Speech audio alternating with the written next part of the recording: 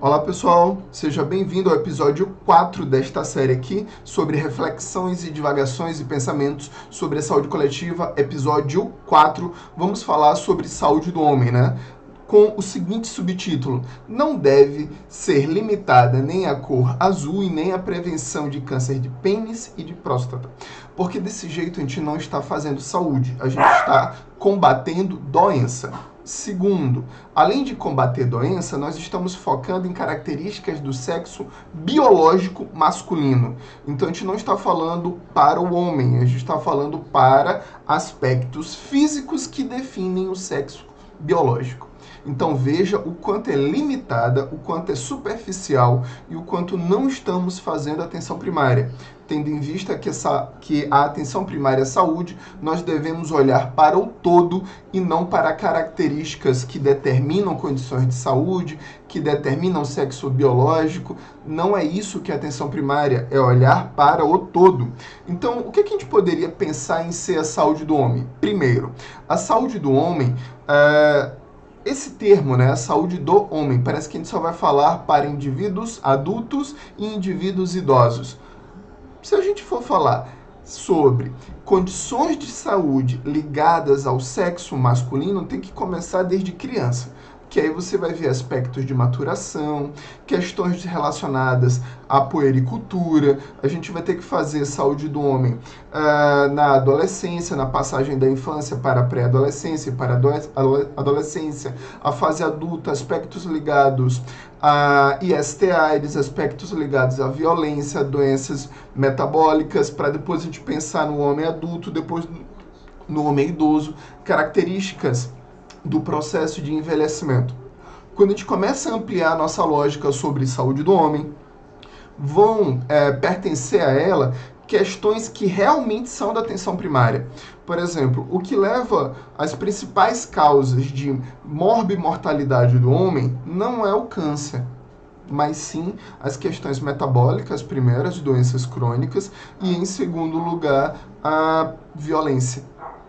Então, se a gente for falar sobre saúde do homem, é importante falar de questões relacionadas ao problema, que já é um problema social, não é só um problema da saúde, ligados à violência. E todos os aspectos, todos os possíveis fatores que estão ligados à violência, desde fatores culturais, sociais, históricos, econômicos, que perpassam sobre o fenômeno da violência. E quando a gente pensa isso, a gente vai entender que a violência afeta crianças, adolescentes, adultos jovens e também idosos.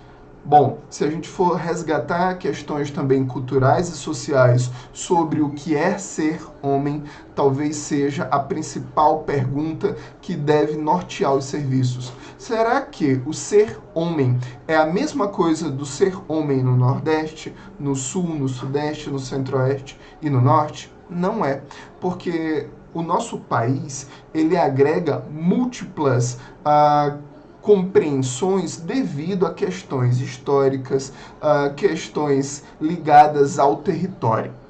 Então, o ser homem implica em um conjunto de atributos e de comportamentos que vão determinar a subjetividade desse homem, ou seja, como este indivíduo se reconhece como homem.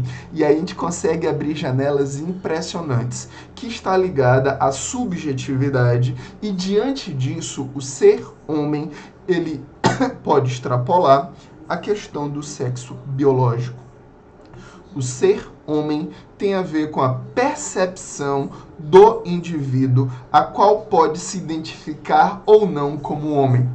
E diante disso, nós teremos a temática da sexualidade, nós teremos o conjunto de comportamentos ligados a isso.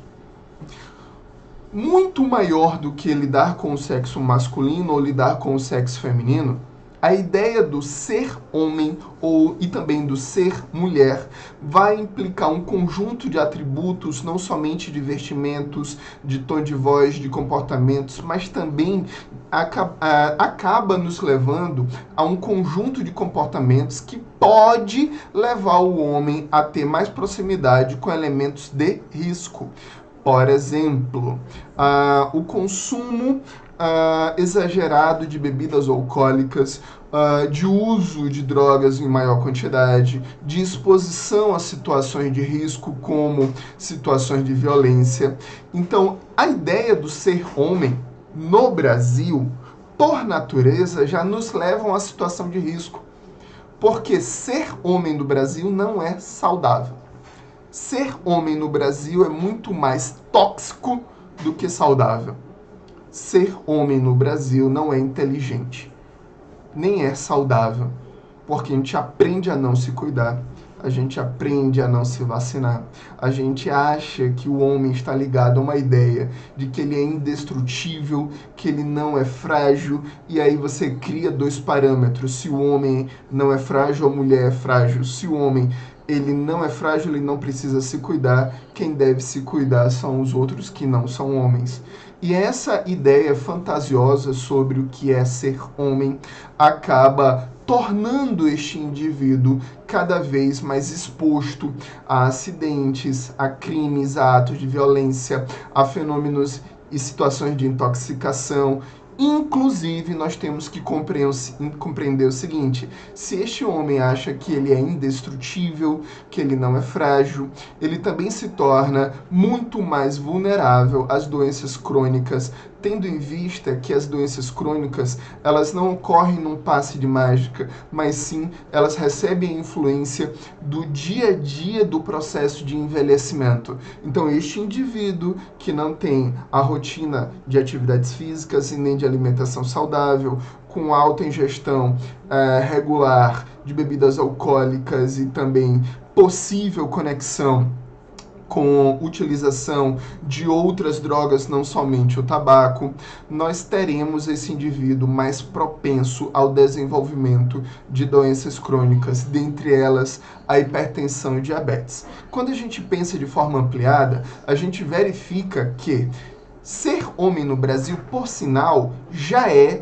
um fator de risco. Segundo, ser homem no Brasil, quanto mais se ignora aspectos da saúde, mais se aproxima de um público que irá adoecer e falecer cada vez mais jovens por questões que seriam evitáveis não somente na atenção primária à saúde, mas também na educação, na assistência social, na alimentação, na segurança, no lazer, na espiritualidade, em várias outras coisas. Aprendemos de forma equivocada o que é ser homem.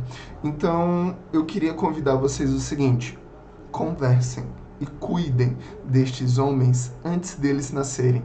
É importante a gente falar de saúde para pais, para mães, para avós, para crianças, dizendo e desconstruindo a ideia. Não somos ligados à ideia de que somos heróis, não é nada disso. As pessoas da saúde têm que funcionar como um processo que vai reconstruir o conceito de ser homem. Caso contrário, os nossos indivíduos adultos, muitos deles não são homens, porque eles não chegam a envelhecer, eles morrem antes. Então, se nós queremos ter cada vez mais pessoas saudáveis e, dentre elas, homens saudáveis, é necessário cuidar disso na infância, na adolescência, na fase adulta e na fase idosa. Então, ser homem pertence à saúde da criança, saúde do adolescente. O ser homem precisa ser discutido na escola, precisa ser inserido esse tema no programa de saúde na escola, precisa ser discutido com os alunos, precisa ser discutido em família. Nós aprendemos de forma muito equivocada comportamento de risco que tem que ser discutido, tal como a justificativa de utilizar a violência como instrumento de educação e de resolução de conflitos. E isso, quando emparelhado com a ideia de que é cabível ou valorizado isso no conceito de ser homem, nós temos uma exposição de risco cada vez maior. Então, ser homem não tem nada a ver com somente o sexo de características masculinas, e ser homem não pode determinar a utilização das cores. Por exemplo, aqui eu estou utilizando rosa, e ser homem não tem nada a ver com isso. Então, meninos não precisam usar azul e meninas não precisam usar rosa, assim como as outras cores não determinam comportamentos, tá bom? Então, podemos e devemos falar de saúde do homem e não prevenção a condições de saúde ligadas ao sexo biológico masculino. E a gente começa a desconstruir muitos vícios. Eu espero que essa fala possa ser usada por agente comunitário de saúde, agente de endemias, enfermeiros, médicos, cirurgiões, dentistas, público do NASF, pessoal da educação, da assistência social, né? Porque a gente tem que pensar junto e abrir possibilidades de falar do que é a saúde do homem. Eu acredito que esse tema ele é tão rico que ele precisa ser discutido com várias óticas, com várias possibilidades, com a finalidade que esse pensar coletivo ele possa ajudar você a ter um pensamento na reconstrução da oferta dos seus serviços de saúde, uma elaboração de políticas públicas cada vez mais relativizada e mais aberta a novos conceitos, novos comportamentos e não somente a questões biologicistas que acabam pesando no fazer da saúde. Então, a atenção primária que ela tem que estar aberta a questões culturais, socioeconômicas, sociológicas, né, que determinam comportamentos. Então, esteja aberto também a novos conceitos do que é ser homem e o que é que isso implica na saúde. Eu espero que você possa ter gostado um pouquinho dessa conversa. Eu espero que esse vídeo ele vai desencadear outros vídeos sobre a saúde do homem. Então, se você gostou, curta aqui. Deixe o seu like, seja muito bem-vindo, muito bem-vinda. Se você ainda não fez sua inscrição, faça sua inscrição e compartilhe isso a cada vez mais pessoas para que a gente possa pensar junto e desconstruir muitas ideias equivocadas, dentre elas a saúde do homem de um ponto de vista tão superficial que até hoje vem sendo feito. Então muitas secretarias estaduais, até ministeriais, secretarias municipais de saúde vão começar a decorar os seus postos de trabalho em campanhas tudo azul, o que é um tremendo de um preconceito. Então, se a gente for pensar no acesso ao homem trans, ao homem que não se identifica com o aspecto do azul, aos indivíduos binários e não binários e aqueles que não têm uma determinação sobre gênero, é necessário que a gente pense de forma ampliada para que a saúde do homem seja para muito além de características somente biológicas. Tá bom?